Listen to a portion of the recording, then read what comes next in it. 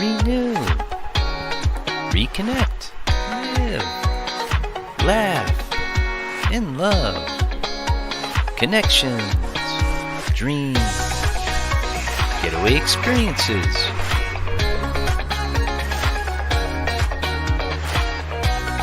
Brave Heart Workshops, unique getaways live with Jill Reynolds. The Connection Show, Restore, Renew, and Reconnecting Community, sponsored by Brave Heart Workshops live with Jill Reynolds. And joining me today is my new friend, Candis Hickman. Hi, Candace. Hey, Jill. How you going? Awesome. And where are you joining us from, Candace?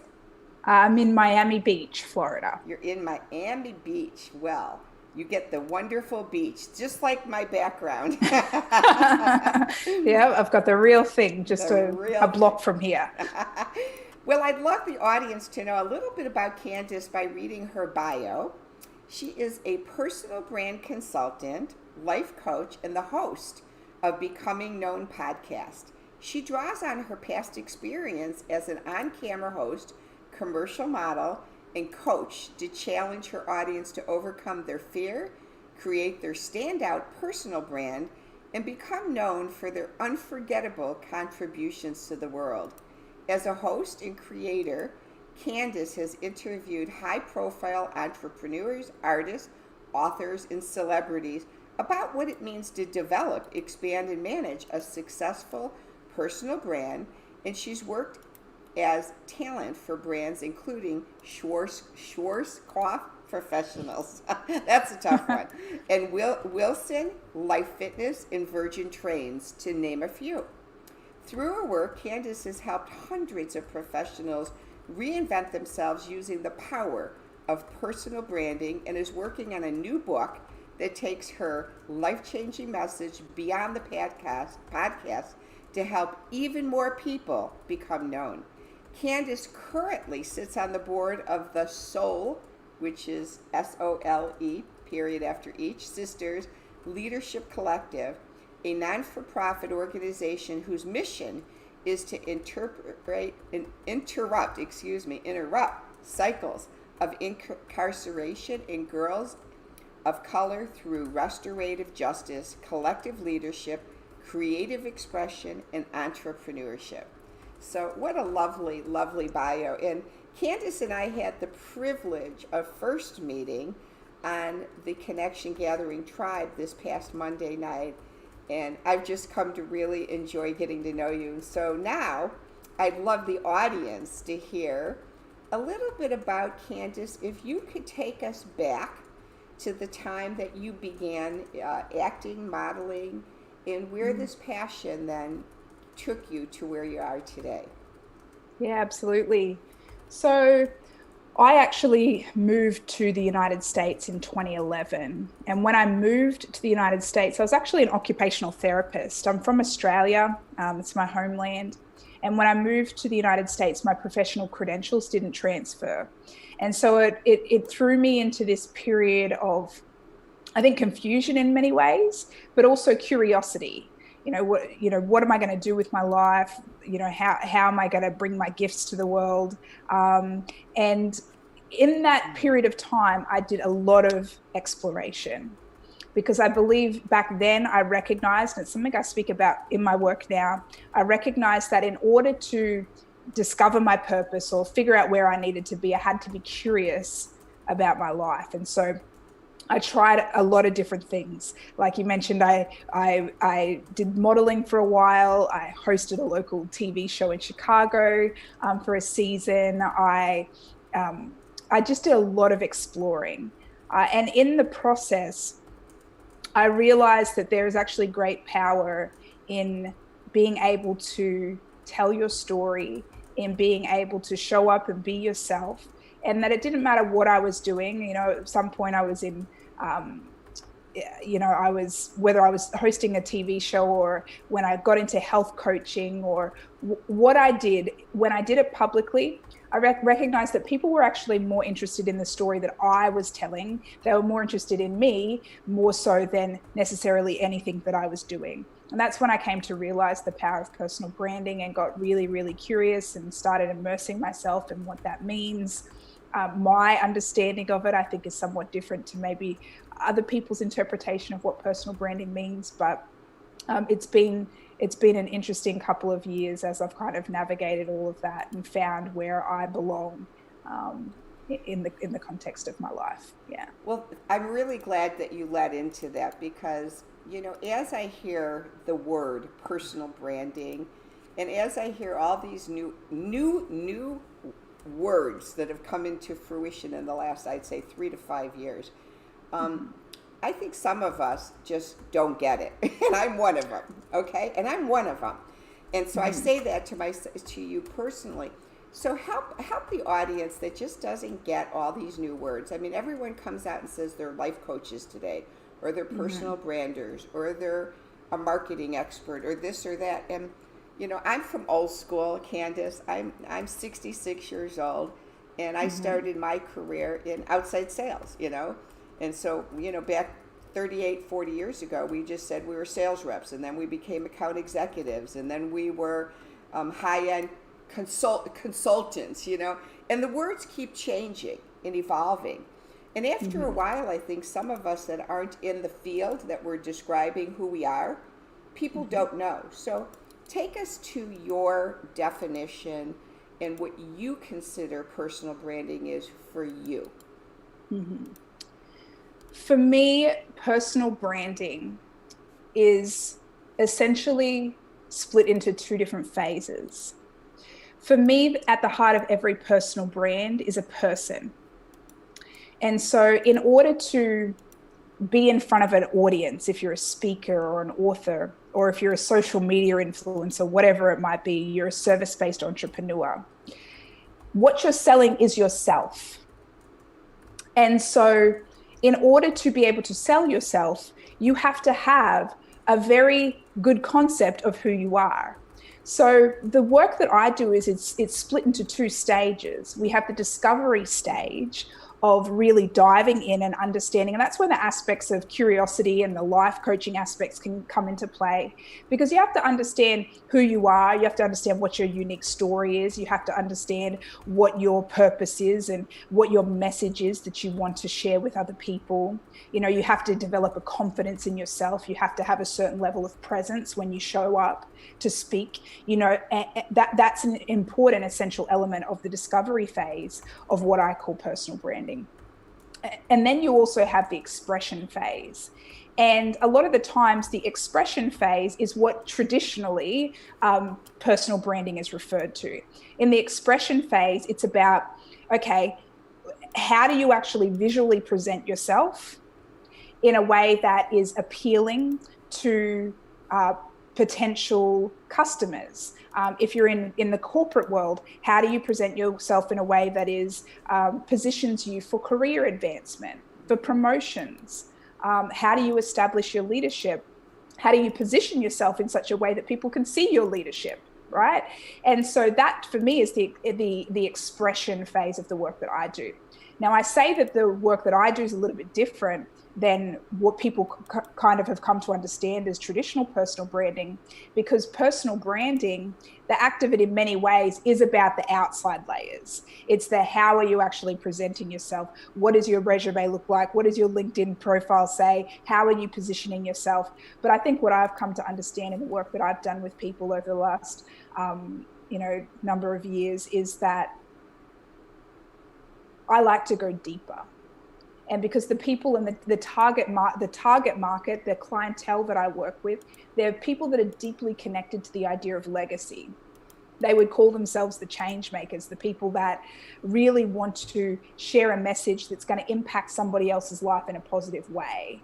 And so from that understanding, the way that I see personal branding almost has a very holistic approach, because we understand that before you can become known to anybody else, you have to first become known to yourself. I love that.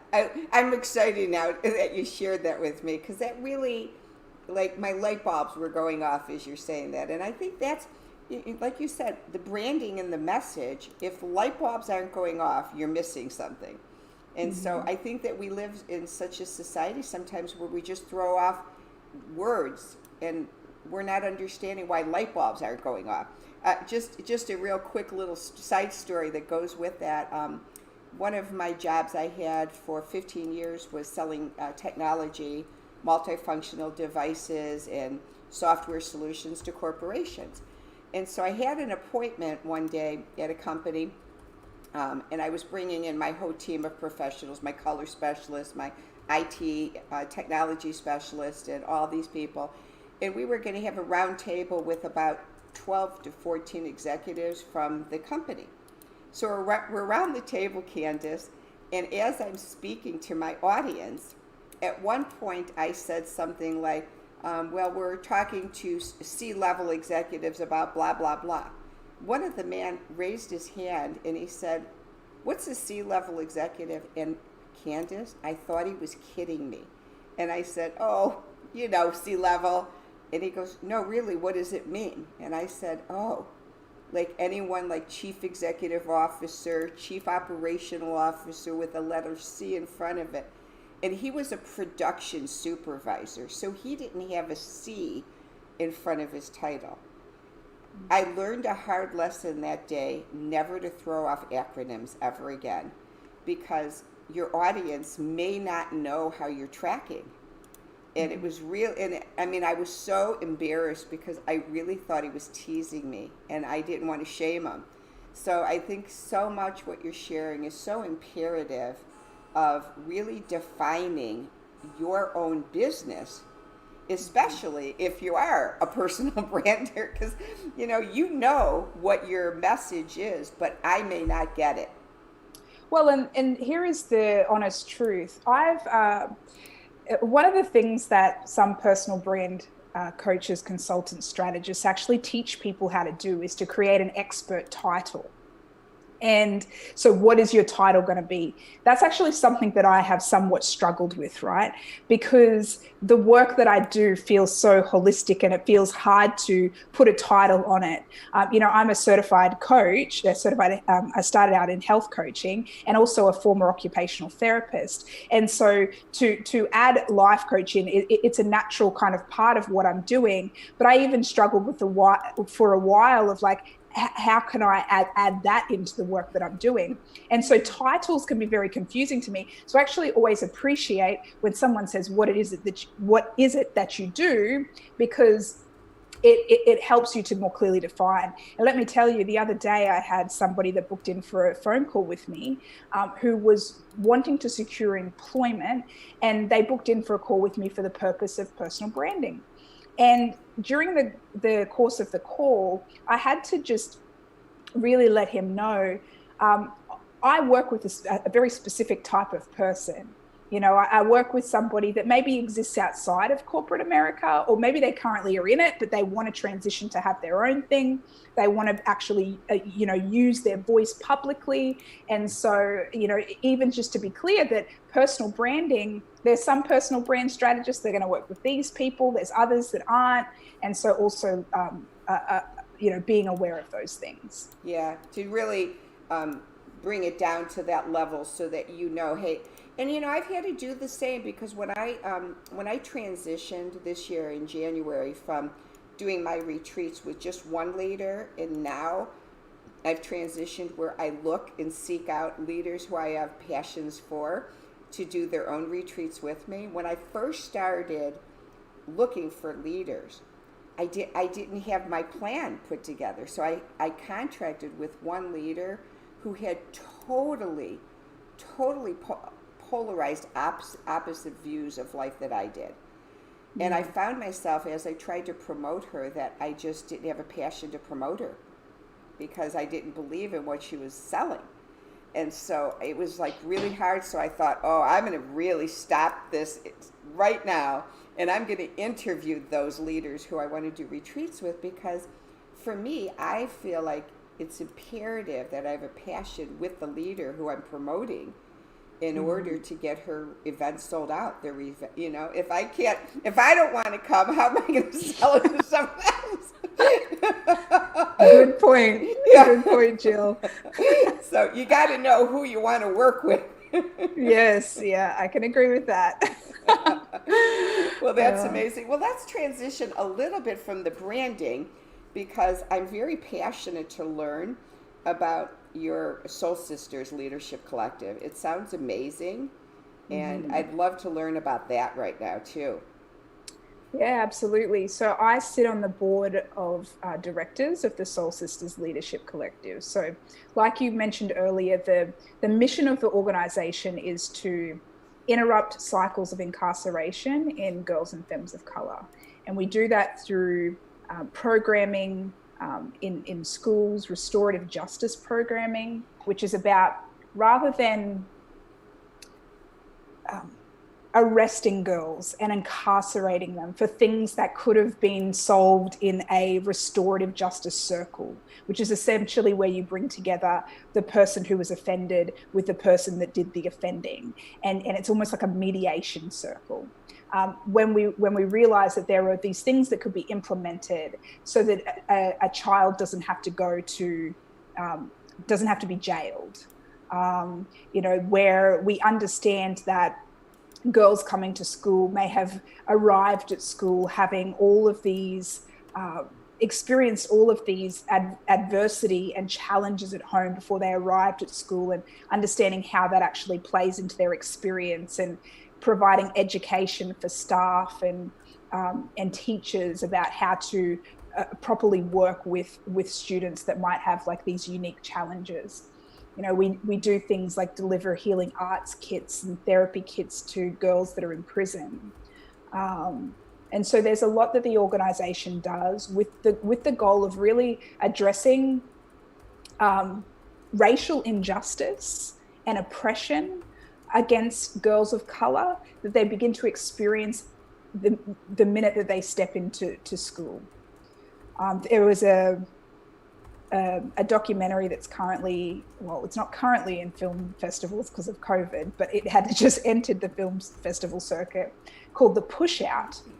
And it was about ending the criminalization of girls in schools. It was a documentary where they traveled and talked to different leaders in the space around the criminalization of girls in schools and the school to prison pipeline, and how not just Black, brown, and Indigenous girls, also boys, but boys tend to get a lot of the attention in regards to this topic, and so the focus is on girls with this organization, and how girls are profiled from a young age. Their adults are looking to them and determining that they're much older and much more mature, and therefore should be treated as such, and they could be the same age as a white child.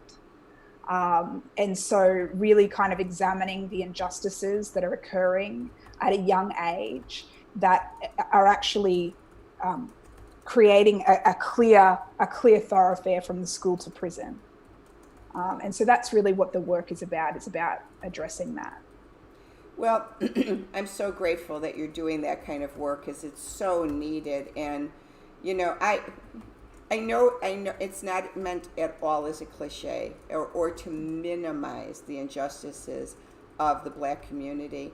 But when I see the word Soul Sisters, the name, for my personal journey, and you've gotten to know me, and just in the one day I go deep right away. I just go, and for as long as I remember leaving home at 18, I've always felt like a soul sister with Black women and Black people, and I don't mean that at all to minimize. And I think the reason is I lived in a severely abusive childhood, and it was horrific, latchkey child, just really bad. And so I left home the day of my 18th birthday, and my first roommate was a male Black probation officer, a Caucasian white gay man, a Playboy bunny, and me. And I worked as a That's that quite the cast. And that was my first roommates in Old Town in Chicago in the 70s. And, I'll never forget the one day, Candace, when I was going out for the day, and I walked down the street, and I had 3 Black men following me, and they were like, hey, white, and swearing at me. And I remember I turned and jumped into their arms and said, "Hey guys, you want to go to the chapel and get married?" And they high-fived me and said, "You're okay for a white woman."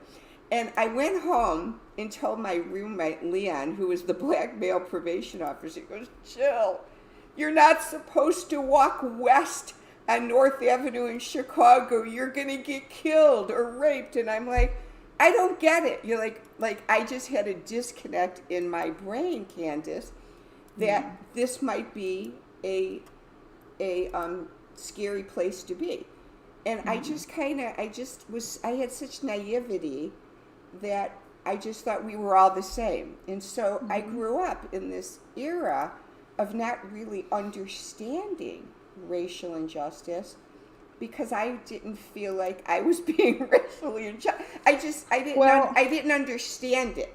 And it wasn't. Well, you just spoke to something actually quite a bit deeper, and I wouldn't want it to pass without saying it. I think that it's actually unfortunate, I think, to hear that your black roommate said to you, "Don't go there, that's not where you're going to be, you'll be murdered or raped," because I think that in and of itself, and because I know Chicago, I also lived there for 6 years, I don't know if you know that, and so I know where you're talking about. You're heading through Humboldt Park and out that way, Austin, and so even things like that, I think, sets this idea that black people are scary, and that we have to be scared of black people, and in neighborhoods where there are black people that we have to be concerned that we're going to be raped or killed or maimed. And I think that those subconscious biases that we could hold, and people kind of perpetuating that story, this is why we continue to kind of have the, and I'm saying you had this going on in the 70s, and these things are still happening. And so I think a big part of like the racial injustice, it stems with our beliefs around our safety when we're in black communities, or that it's a scary place to be, or that we're all criminals that need to be, looked at. And this is what we're seeing in our school systems and in so many of our systems across the US now, is that these racial injustices, these biases, they show up time and time again, and they impact the black experience. And I think a lot of it, like, I'm so glad you said that, because a lot of it is how we were raised, number one, by parents. B, then how whomever we're associating with, we're taught. And like I said, this was taught to me. This was shared with me by a male black probation officer, not a white person, telling me. And I'm like, and even when he said it to me, it's funny, Candace, there was this part of myself that said, "I'm not afraid. Like, you're telling me to be afraid, but I'm not afraid." And I even took it further years later, when I was selling copiers for a living, and we got a phone call. I was working in Arlington Heights, Illinois, the suburbs, about 45 minutes from downtown Chicago, and a call came in that the Cabrini Green row houses needed a new copier. Not one person in my office wanted to go to Cabrini Green to sell this apartment office a copier, because they were scared. And I just looked at him and I said, "I'll go." And everyone in my office, all the men, "You're going to go to Cabrini?" And I go, "Yeah, like, why would I be afraid to go to Cabrini Green? I'm not going to be afraid." Now, I need to pause on that to say, though, I was raised in a home that I feel brought in a lot of injustice, where my grandfather was from Greece. He married his second wife, who was from Greece, and my uncle married a woman from Greece. So when we would have family gatherings, it would be the Caucasian, English-speaking kids in one room and the Greek-speaking in the other room. So when we'd walk into the room where all the Greeks were speaking Greek, I grew up extremely prejudiced against immigrants who came and would not speak English. And it was because of the painfulness of my grandfather not even knowing my own name. He called me Pani's daughter. He never knew my name. And he died in his 80s never calling me by my name. And talk about shame and injustice, I think that's like complete injustice to me as a child. And, it was George's kids and Pani's kids. My uncle was George, my mom's was Paniata. And, every time we went to a gathering, it was Greek churches where we didn't speak Greek. We went to weddings in Greek. We went to funerals in Greek. So when I would get a phone call, and I know you'll relate to this, off of California Avenue in Chicago, in Little Puerto Rico, in that Little Puerto Rico neighborhood in Chicago, when they'd want a copier, I did not want to go because they spoke Puerto Rican. But I had no problem going to a black community where they spoke English. Gotcha. And so for me, it was the prejudice and social injustice of not knowing what someone was saying that scared me. It wasn't the color. It's the nonverbal, me not knowing what they're saying, that frightens me. Isn't that interesting? Isn't it interesting how, our upbringing and like our traumas can play into our experience of people. And I think that's why it's so important to have these conversations, because and again, please, Candace, don't think I'm minimizing at all what the black communities had to suffer. But to be able to sit across from each other and hear each other's dialogue, how would a black person even know that I didn't have a fear of them? Or how would a Hispanic person know that I am frightened by them because I don't understand when they speak Spanish or Mexican? You know what I mean? If you don't communicate with the other people, then you do have injustice, because there's no justice when we can't talk and connect. I think that's the real injustice, where there's no talking. Yeah, and thankfully right now there is a lot of dialogue that is happening, I think, in our community. In the aftermath of George Floyd, I think it's caused for a lot of conversation, and I think that this first step towards healing anything is awareness. You have to acknowledge that it exists, and I think that for the first time, people are, well, maybe not the first time, but for one of the only times I can actually remember in my lifetime. I'm only 32, but to be having these conversations. And what's interesting is I was actually raised by a black man. My dad's African American. My mum's Caucasian. She's a white Australian.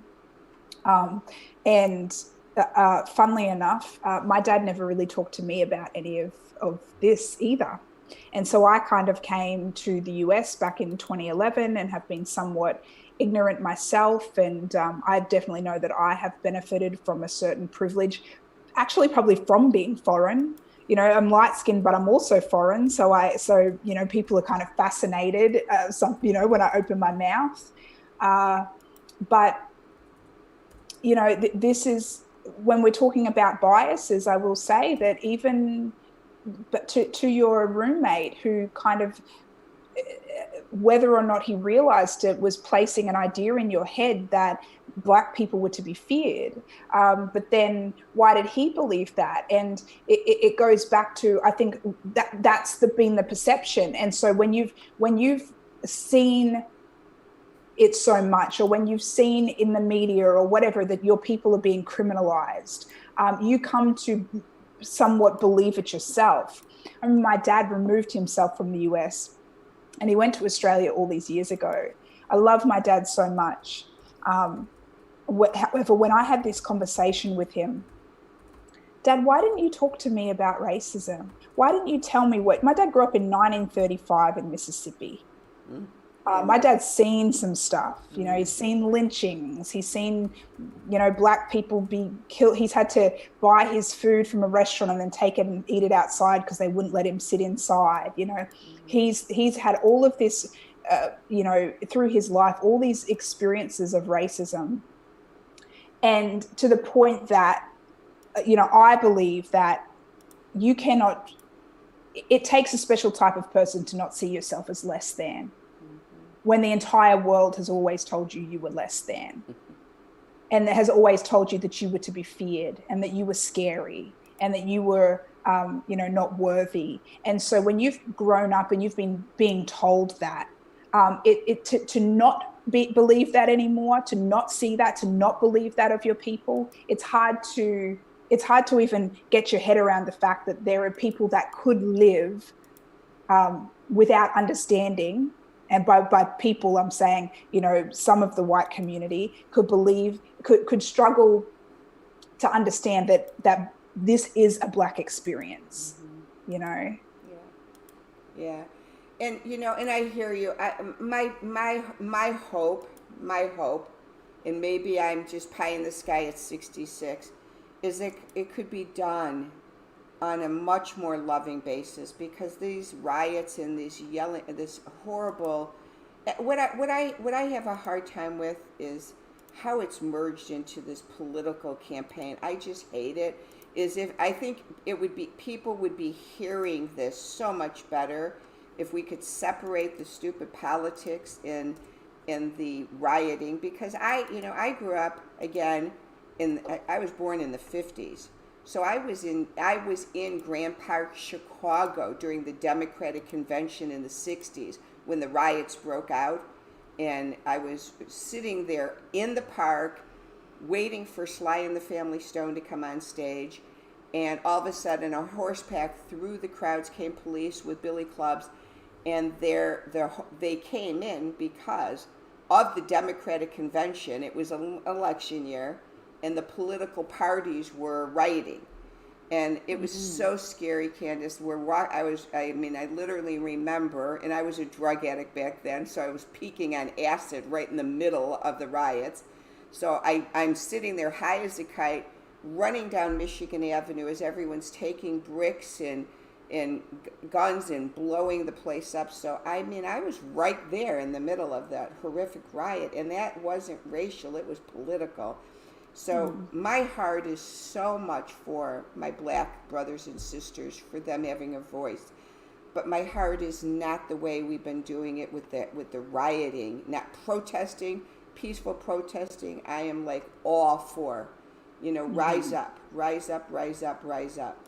And I'm right there. But when you cross it over with the politics and the mean stuff, I'm just like, I shut off and go, I'm checking out. And we're now into a whole different level. And it's because I've seen a lot in my life. Going back to your foundation, I love what you're doing. When I was a freshman in high school, I was with a group of girls. There were 10 of us, and we were all from troubled families, and all of us cut classes about 70% of the school year. We were all failing, and so the school back then was very innovative. This was in 1968, because I graduated 8th grade in 68. And so freshman year, 69, the principal and the administrative had the 10 of us interviewed and asked us if we'd be willing to be in special programs in school, very similar to what you're doing. And they put us in with our English teacher, who was the counselor. We did English, the 10 of us girls. We did social studies, the 10 of us girls. And we did counseling and group therapy. Out of 10 of us, 9 of us graduated. I graduated a half a year early, finishing my school year. After flunking out my freshman year, I graduated a half a year early. Only one girl dropped out. And my accolades, when people say, like, what's your title? Oh, I was a top 10 dysfunctional, radical girl who was, but I'm saying that to you because, that was who I was freshman year. But yet, I graduated a half a year early and finished school. So I know how imperative these programs are that you're doing, and how important it is to gather and we were all suburbanite white girls, but we were so troubled and had such horrible childhoods that we needed somebody to come alongside of us and love us so that we could have a better life. And so how beautiful that your ministry and this foundation is coming alongside of the Black women who need love, and they need somebody to come alongside of them and be heard and have a voice. Absolutely.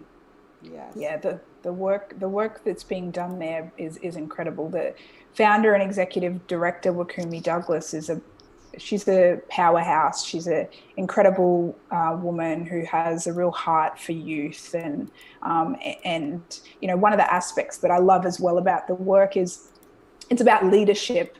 It's called the Soul Sisters Leadership Collective, and so we do all of these different programming and whatnot. And in large part, it's about helping the girls to step into their own leadership. And a lot of the youth actually end up becoming staff and youth leaders. And so that's also an important part of the work. Awesome. Well, there is another foundation in Chicago. I don't know if you've ever heard of it. It's called Y Men, and it stands for Young Men's Educational Network. And my good friend Mike Trout and his wife Karen founded it. And they've been, my son is 37, so they founded it when he was 6 years old. And they've gotten so many Black men in Chicago that they've tutored them through high school, grammar school, high school, and then got them sponsored to go to college. And it's a phenomenal organization, and some of the kids might be coming to Branson, and we're going to do a retreat with them here because they weren't able to go to camp this year. So I'm working with the founder now to get some of the Black kids to come to Branson and hang out with me and swim and play basketball and do some classwork before the school year starts. Awesome. So I'm looking forward to that. So with that, tell me a little bit, Candace, how have you been able to connect during the pandemic and keep yourself sane during this time of social distancing? Oh my gosh. Oh my goodness. I think like anyone, there's been a lot of online stuff happening. One of the things that I've actually, I don't know specifically what you mean by connect, but I'm going to flip it on its head and give you my version of connection. One thing I will say is that I have deeply reconnected to my creative spirit. And by that, I am cooking, which for a lot of people, they might go, oh, whatever. But for me, I live in Miami Beach with my husband. We live in one of the most social cities in the US. Everybody lives outside. We're in the cafes, in the restaurants. You're sitting outside having a coffee and you'll see 3 people walk past you. Like, it's very much a neighborhood. We're built on being social. And so a lot of my time pre-pandemic was just, I would eat out a lot. We were eating out. I'm always getting something like when I'm on the go. And being forced indoors for me has really allowed me to reconnect to this creative aspect. And I've been cooking, been learning raw chocolate recipes and figuring out what spices go with what and making all types of bowls. And so actually I would say that I actually feel very connected this year. And I think that in large part, I feel more connected to myself than I have in a while, with all of the time to just be with myself. Well, if you're cooking more, you're going to crack up. You'll get to know me more, Candace, that I have a good sense of humor too. I'm guessing you've connected a lot more with your husband if you're cooking. Yeah, that's true. He's been, I think he's happier. He's definitely been happier lately. So could I share with you why? The why of that? Please. Amazing story. I love stories.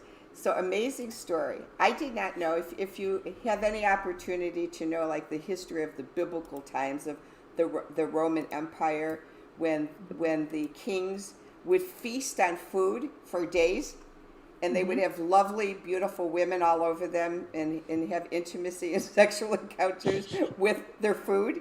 So think about that thought for just a moment, because you said you've been creating with food. So when I was in treatment for my eating disorder, this unbelievably gorgeous 27-year-old therapist did a session with me, and all the girls in treatment thought he was so handsome. So one day he has a session with me, and we're having pizza and grapes for the session during lunch. So as I'm taking a bite of my food and I'm talking to him, he stops me right in the middle of the conversation, Candace, and he says, "So Jill, you're going to do this with your husband, Candace. You're going to have a ball." So he goes, "So Jill, tell me the texture of your pizza." And I went, "The texture?" Yeah. He goes, and he goes, "Is it salty? Is it sweet? Or, is it, texture is, no, it was the texture is it crunchy? Is it crisp? Is it, soft?" He wanted to know the texture. And I went, "It's crunchy."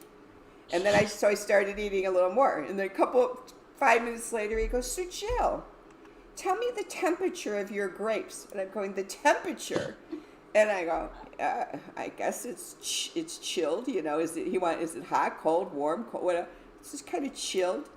So I'm sitting there chewing the grape, trying to connect. What is the temperature? So I eat a little bit more. A few minutes later, he goes, "So it was texture, temperature, and taste. So what's the taste of your pizza? Is it salty? Is it sweet? What is the taste?" So it's texture, temperature, and taste. And so when he had me do that, this was so funny. We had a session for a whole hour. And so it literally took me an hour to eat 2 pieces of pizza and a bowl of grapes. And it usually, without him there, I would have had that done in 10 minutes. But in an hour, it took me an hour because he made me go like really slow. So I'm into this for about 50 minutes, and all of a sudden I looked at him, Candace, and I said, "Jake, I can't handle this anymore." He goes, "Why, Jill?" And he had this smirk. "Why?" And I said, "I am getting aroused around you, and I don't know why." And he laughed, and he goes, "Well, the reason is our arousal is with our satiety." He goes, "We get arousal with satiety of food." And I had no clue about this, like zero clue. So that's why I'm getting goosebumps and laughing, because when you said your creative is getting into cooking, and I said, "And how's your relationship with your husband?" Now I see how that was quite a personal question there. I know. And so you'll have to go back and tell your husband the story and give him much more food. Oh, much more. Anyway, you'll have to know I have a good sense of humor to say that to you. I can tell. Dreams. What are your dreams for the rest of the year? Personal or business dreams? Oh man, my dreams for the rest of the year. I have some very simple dreams right now, to be honest with you. I'm somebody that's always had very, very big dreams. And I really want a multi-million-dollar business, and I want all of the, very big dreams. And lately, I still have those dreams, but lately it's become much more simple. We just moved into a new apartment in South Beach, and I just want it to feel like home. My dream is to be able to host dinner parties. We haven't had a dining table. We've lived in a studio apartment for the last 3 years, so now we have a dining table and a living room, and just like the simple pleasures of being able to host people in our home. I'm hoping that pandemic, starts to. I'm not liking the look of it, but ease up to some degree on us. So that I can enjoy a meal and cook a meal. And have a dream of connecting with those you really care about. Right. Because one of the aspects of my business that I do want to eventually be able to really do is to host pop-up dinner parties, but they would truly be around for people that want to have a deeper connection and really make them beautiful. And so that is one of the things that I would like to do. And I said to my husband a couple of months ago, "You know what, babe, I think it's time for us to move, because we need a living room, and I just want to be able to have friends over and cook for people." So that has been, the dream is simple right now. With almost everything in my life, I always see a way to make the simple things very grandiose. But for now, that's all I want to do. I love that so much. And getaway experience, when you do feel like you have peace about getting away, what would a getaway experience look like for you? I want to go to the mountains. We live on the beach. We've had a view of the ocean for the last 3 years. Now we are 1 block away. And so for me, it's almost like I love the quiet, and I love feeling like one with nature. And the mountains we were actually talking about hosting a retreat in Montana. My husband and I and 4 other people actually, we're planning on hosting one in Montana in September. Obviously that's been closed down because of the location that we were doing it at. But the mountains is where I want to go. Well, I have the place for you in Montana. We have one September 15th through the 20th coming up. In Montana. Yep, at a horse ranch with 21 horses and 3 arenas, and an amazing fire pit, and an amazing lady who, her and her husband bought the ranch in June this past year. So the one we have coming up in Montana is called Connection with Horses, Mind, and Body. And we still have some spots left, so you may want to just come and bring your husband. My husband's coming with me.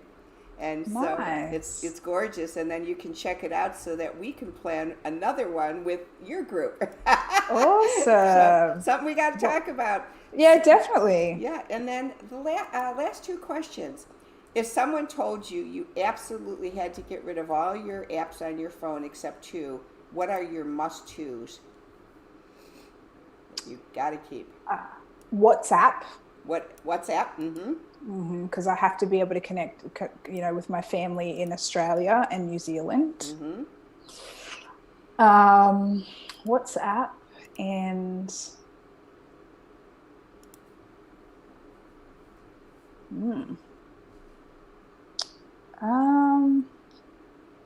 one of my favorite apps on my phone is ThinkUp.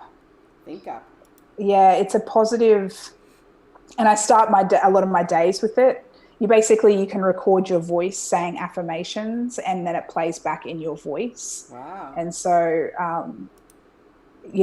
I've found it to be a really powerful tool to have. So probably maybe those 2. Good. Awesome. Yeah. I thought you were going to say a cooking app. No, that's the one thing my husband, he goes, babe, what did you put in this? And I said, I don't know.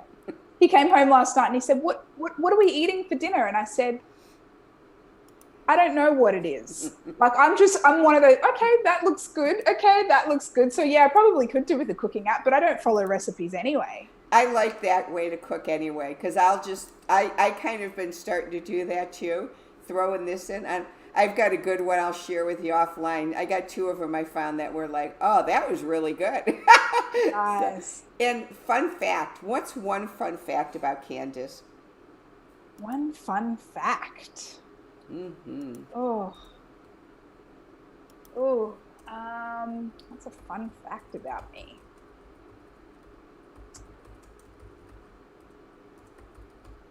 Is it fun that that's not that fun. I was going to say though. Or it could be interesting or fun.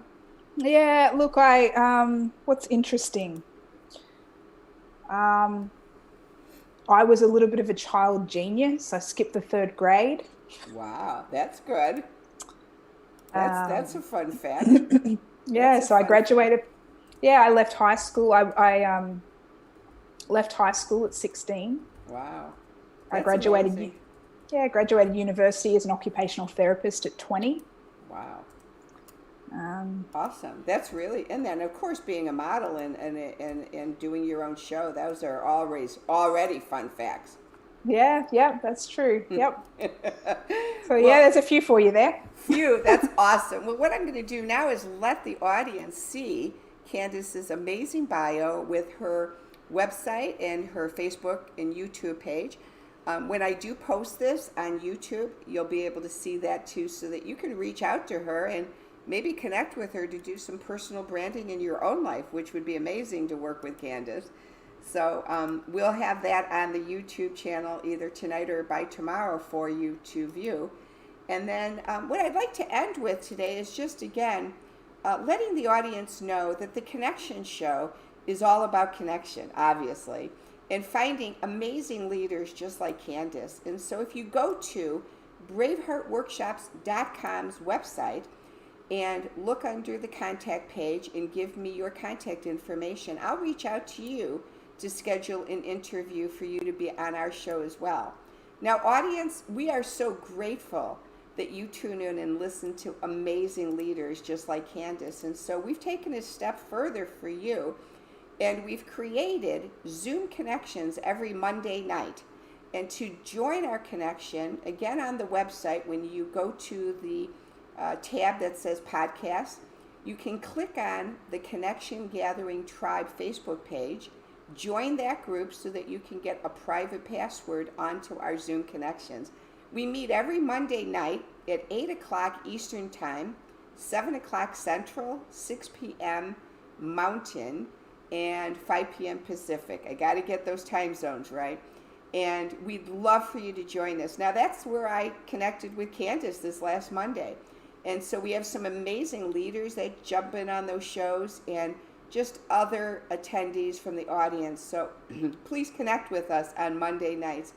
And Candace, I couldn't thank you enough for coming in today. And I'm choking now, so I'm going to take a glass of water. It's an honor to be here. Thank you so much for the invitation. I definitely don't take it lightly, and I appreciate you having me. I love you so much, and thank you so much, and keep doing that social justice. We need leaders like you. Absolutely. You betcha. Bless you. Have a wonderful